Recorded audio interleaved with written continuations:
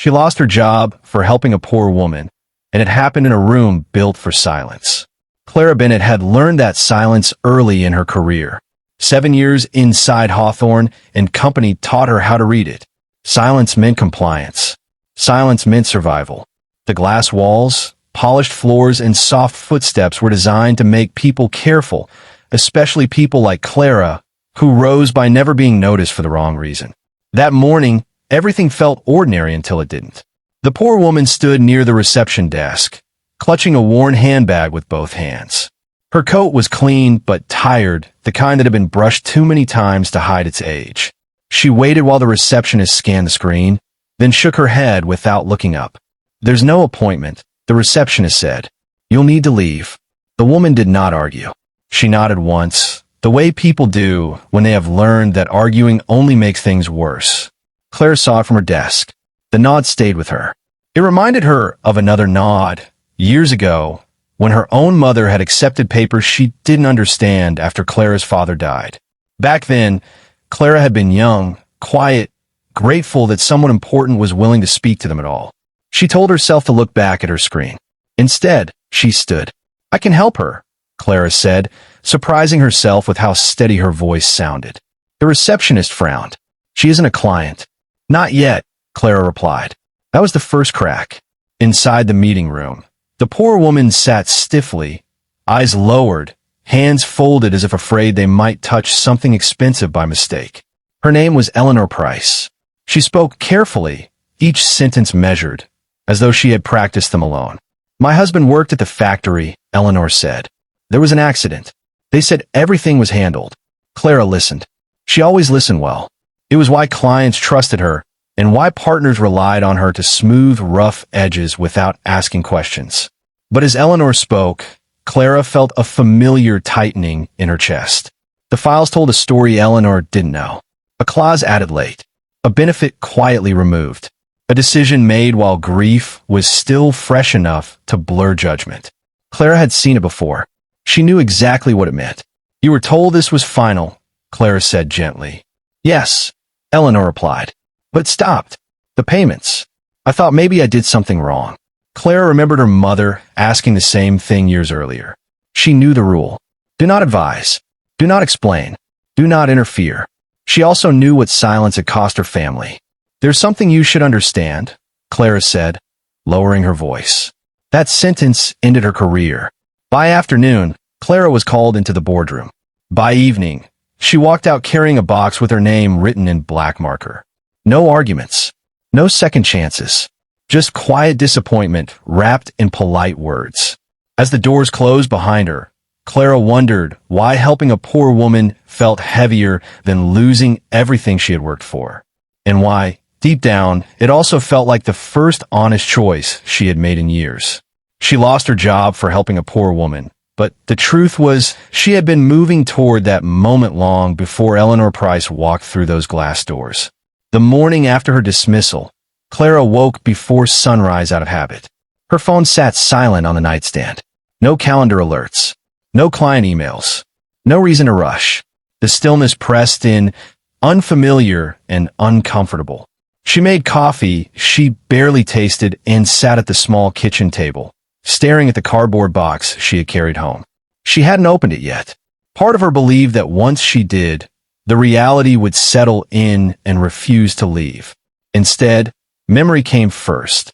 Clara was 22 again, standing in a cramped office that smelled faintly of toner and old carpet. Her father's death had been sudden. A machine malfunction. That was how they explained it. A man in a gray suit slid papers across the desk and spoke gently, as though kindness could soften confusion. "It's standard," he said. "This will help you move forward."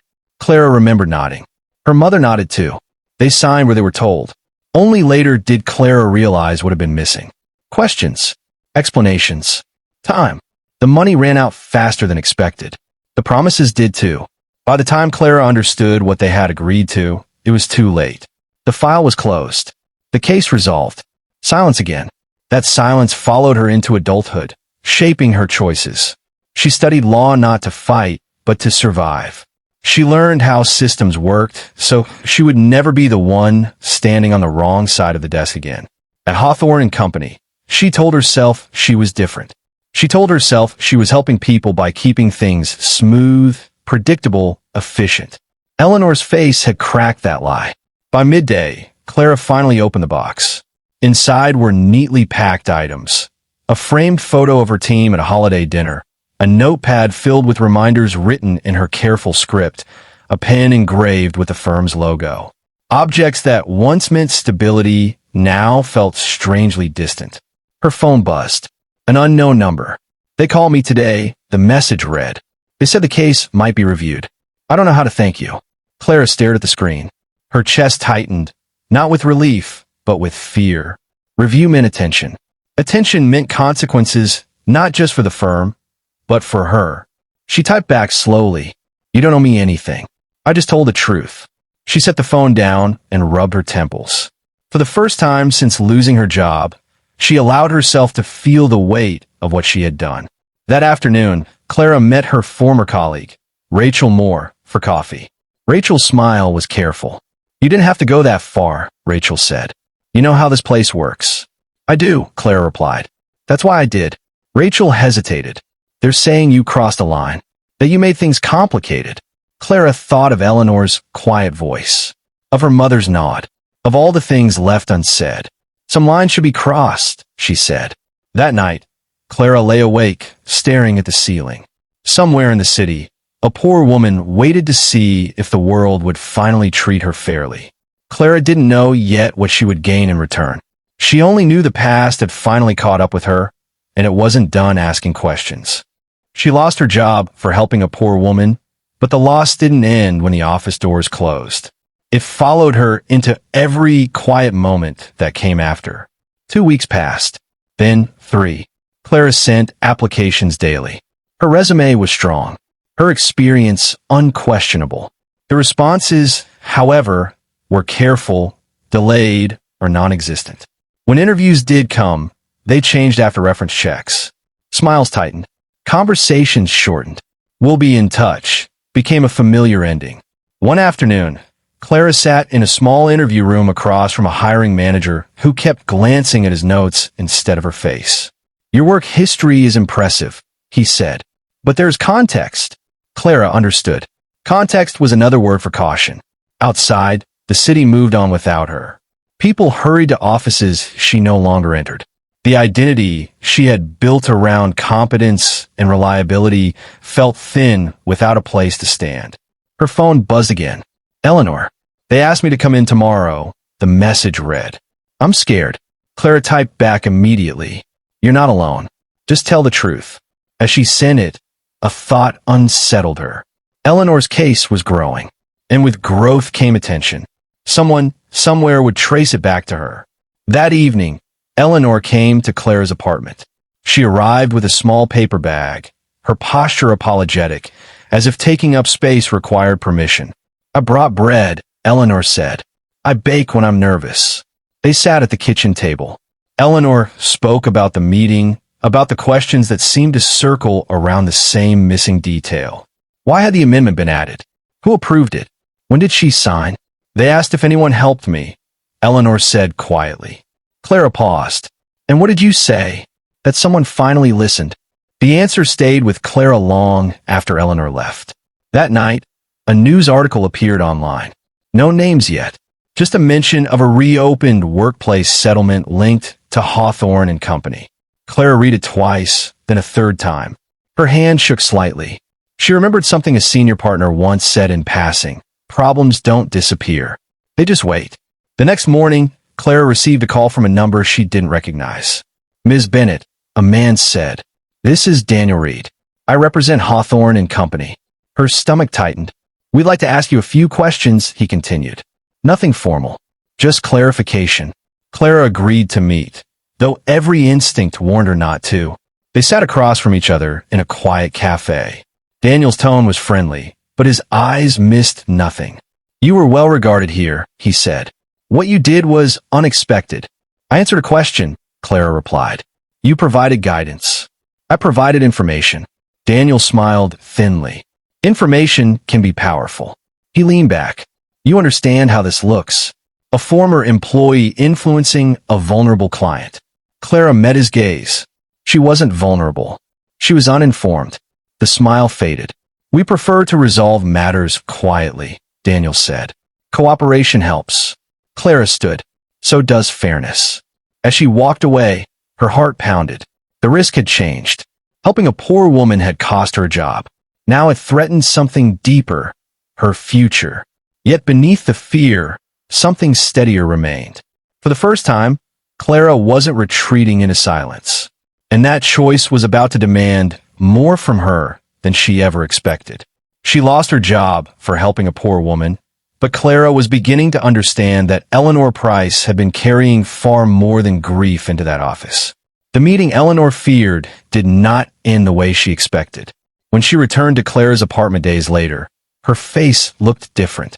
Straighter, calmer, not relieved but resolved. "They didn't intimidate me," Eleanor said, sitting down carefully. "They listened. At least one of them did." Clara raised an eyebrow. "One?" Eleanor nodded. "An older man. He didn't speak much. But when he did, everyone else stopped." That detail stayed with Clara. Power, she had learned, rarely announced itself. Eleanor reached into her bag and pulled out a thin folder. Worn, creased, kept close for a long time. "I didn't tell you everything before," she said. "I didn't think it mattered." She slid the folder across the table. Inside were documents Clara had never seen in the firm system. Early drafts, emails printed at home, notes scribbled in the margins. One name appeared again and again, attached to approvals that should not have existed. A senior partner, someone untouchable. "I found these after my husband died," Eleanor said. "He was careful. He didn't trust easily. He told me once, 'If anything ever happens, keep this safe.'" Clara felt a chill. This wasn't just a mistake. It was a pattern. Eleanor looked down at her hands. "I almost didn't come. I thought no one would believe me." Poor women don't get believed. Clara swallowed hard. She had believed that once too.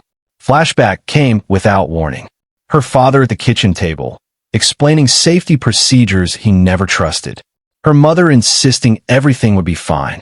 A folder that had never existed when it mattered most. "Why now?" Clara asked quietly. "Because you looked at me like I wasn't invisible," Eleanor replied. "And because losing your job told me the truth. You didn't help me for gain." The words landed heavier than praise. Days later, the news broke properly. Hawthorne and Company announced an internal review. Names were still absent, but the language had shifted. Accountability, transparency, commitment to fairness. Clara watched from a distance, knowing exactly what that meant. Someone was sacrificing someone else to save the structure. Her phone rang again. "Ms. Bennett," a calm voice said. "This is Thomas Hale. We need to speak." They met in a quiet office with no branding. Thomas didn't rush. He didn't threaten. He listened. "What you did," he said finally, "cost you your position. But it also revealed something deeper. Not just about the firm. About you." Clara waited. "There are people who follow rules," Thomas continued. "And people who notice when the rules are used to harm. We need the second kind." Clara felt the weight of the moment, but also its uncertainty. "This isn't an offer," Thomas said. "Not yet. But I want you to know why your name crossed my desk." As she left, Clara understood something clearly for the first time. Helping a poor woman hadn't just exposed corruption. It had exposed who was watching and who was waiting to see what she would do next. She lost her job for helping a poor woman, but Clara was learning that the true cost of doing the right thing wasn't always obvious at first. Months had passed. Her savings dwindled, and the city felt colder when the office doors she once walked through so confidently were no longer hers to enter.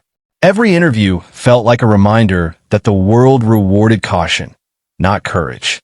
Yet, somewhere beneath the fear, a steady certainty had begun to grow. She had acted correctly. Eleanor's updates had become a lifeline. Each message carried careful news. The case was being reviewed, documents re-examined, errors corrected. Clara celebrated quietly, alone, but there was no joy in it without seeing Eleanor's face relieved, without hearing her voice finally relaxed. One evening, Eleanor appeared at Clara's small apartment again. This time, she carried a small gift, homemade bread, warm from the oven, in a neatly folded envelope. Her eyes were bright but guarded, as if she had learned that trust required courage. "I wanted you to have this," Eleanor said. For everything you did." Inside the envelope was a handwritten note. "Because you listened, I can breathe again. I started a small fund for others like me. I named it after my husband. I hope that's okay." Clara's hands shook as she held it.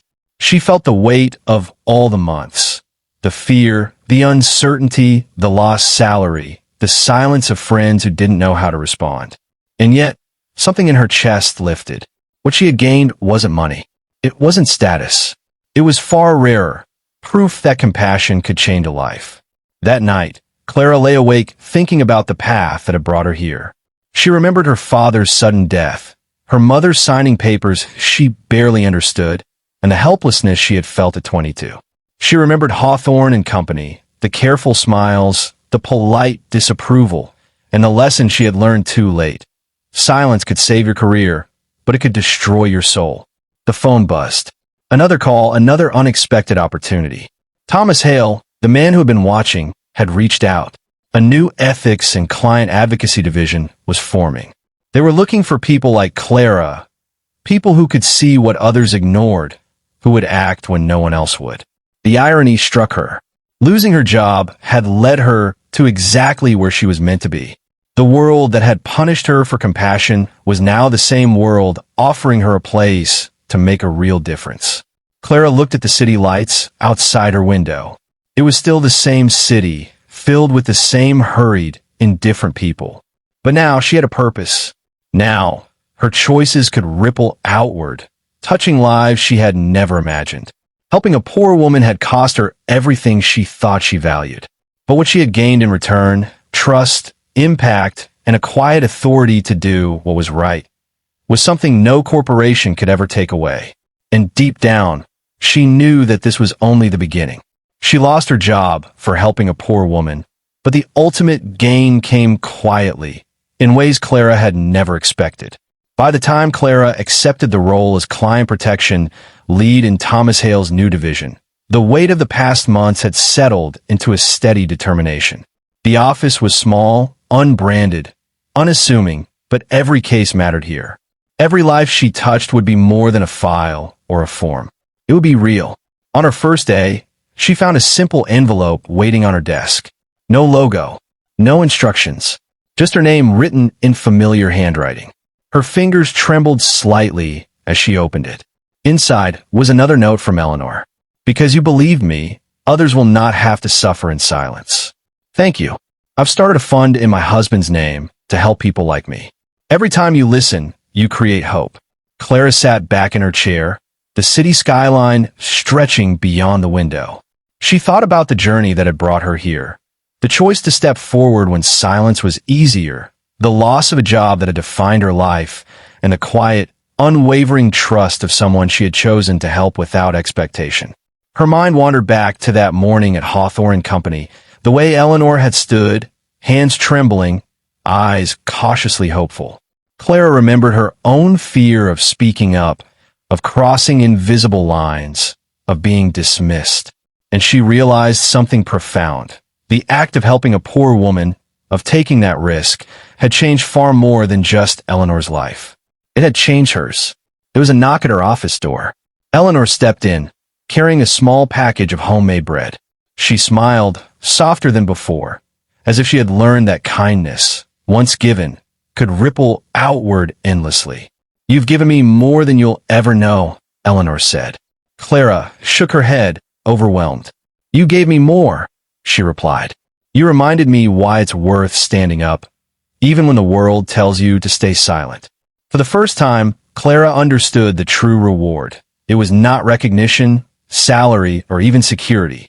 It was a knowledge that one act of courage, one choice to help, could create trust, hope, and tangible change. Months later, she walked through the city streets with a renewed purpose. The wind carried the scent of possibility, of lives yet to be touched, of justice quietly restored. Eleanor's fund was helping others, small victories stacking upon each other. Clara's work in the new division ensured that no one would be ignored the way Eleanor had been. She had lost her job for helping a poor woman. Yes, but what she gained in return was a life anchored in meaning, a quiet power to protect, a profound connection that neither money nor status could ever provide. And as Clara looked toward the horizon, she knew one unshakable truth. Sometimes, losing everything is the only way to finally gain what truly matters. The story ends with Clara's transformation fully realized. Her act of compassion cost her a career, but gifted her purpose, influence, and the satisfaction of changing lives.